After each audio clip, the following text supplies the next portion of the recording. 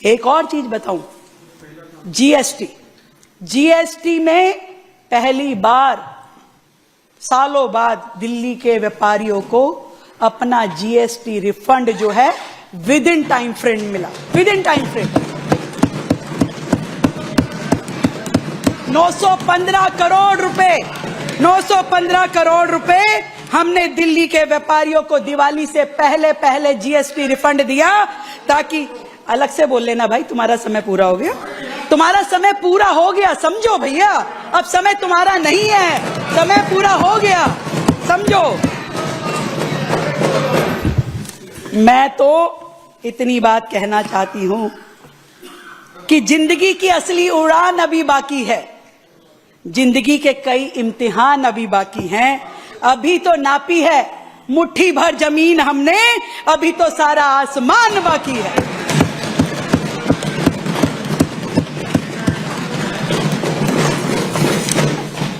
ये अजय भाई बैठे हैं तो एक पर्चा जरूर पढ़ना चाहूंगी। इन्होंने कहा सिलेंडर नहीं दिया, 2500 रुपए नहीं दिए। अरे सुनो सुनो तो, तुम्हारी बात का जवाब दे रही हूं। अध्यक्ष जी मेरा टाइम 2 मिनट इनके हिसाब से कर देना। कहा जी सिलेंडर नहीं दिया और 2500 रुपए नहीं दिए। मैं बताऊं हमने क्या क्या दिया, तुम्हारे अकाउंट में क्या क्या दिया, ये सुनिए।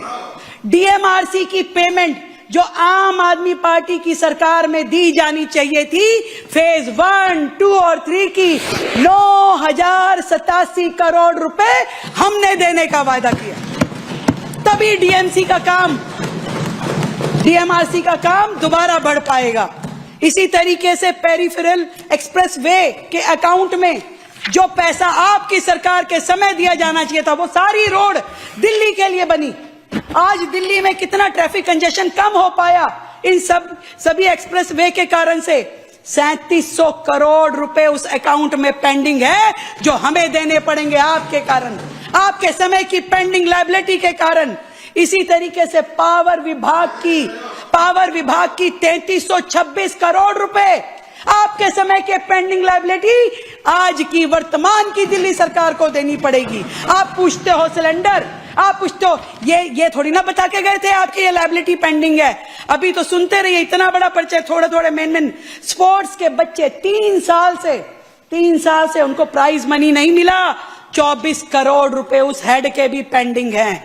आपके हॉस्पिटल्स के प्रोजेक्ट के लगभग 1800 करोड़ रुपए की देनदारी हमारे ऊपर खड़ी है। बच्चों को, बैकवर्ड क्लास के, हमारे इकोनॉमिकल बैकवर्ड बच्चों को, माइनॉरिटी के बच्चों को जो है स्कॉलरशिप 17 करोड़ रुपए उस हेड में अभी हमें देना पड़ेगा, जो आप नहीं देके गए हैं।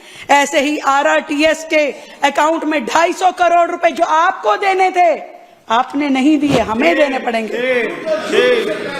जय भीम स्कीम जो बच्चों के इन्होंने कोचिंग के लिए देनी थी, 150 करोड़ रुपए की लायबिलिटी, 15 करोड़ रुपए की योजना बनाई। आज इतने सारे कोचिंग सेंटर खड़े हुए हैं, 150 करोड़ रुपए मांग रहे हैं भाई, कह रहे 150 करोड़ हम भी हैं, पता नहीं कौन कौन इनके साथ में मिली भगत में था। 150 करोड़ रुपए की लायबिलिटी सरकार पे खड़ी हुई है। और तो और छोड़ो, कितने शर्म की बात है, कोविड के समय में जो सरकारी कर्मचारी, जो डॉक्टर जिनकी मौत हुई, उनके पैसे भी इन्होंने नहीं दिए, वो भी हमें देने हैं, वो हमने दिए, वो हमने दे दिए। ऐसी ये सारी लायबिलिटीज इनको चुकाने में लगे भाई। मिलेगा, सिलेंडर भी मिलेगा, 2500 रुपए भी मिलेगा, चिंता मत कीजिए। ये हमारी सरकार है, नरेंद्र मोदी जी के विजन की सरकार है। एक एक शब्द जो कहा है उसे पूरा करेंगे और उस पैसे को हम देंगे। आप लोग क्या जानो मिल करके काम करना क्या होता है, एजेंसीज को आप में इकट्ठे मिल करके चलाना क्या होता है। इस पूरी की पूरी सरकार में आपने टकराव को अपनी रणनीति बनाया, अराजकता को आपने राजनीति बनाया। आपने कब काम करने की कोशिश करी? आपको तो केंद्र सरकार से भी यदि कोई सब्सिडी आती थी, कोई ग्रांट आती थी, तो आप वापस भेज देते थे कि कहीं केंद्र सरकार का नाम ना हो जाए।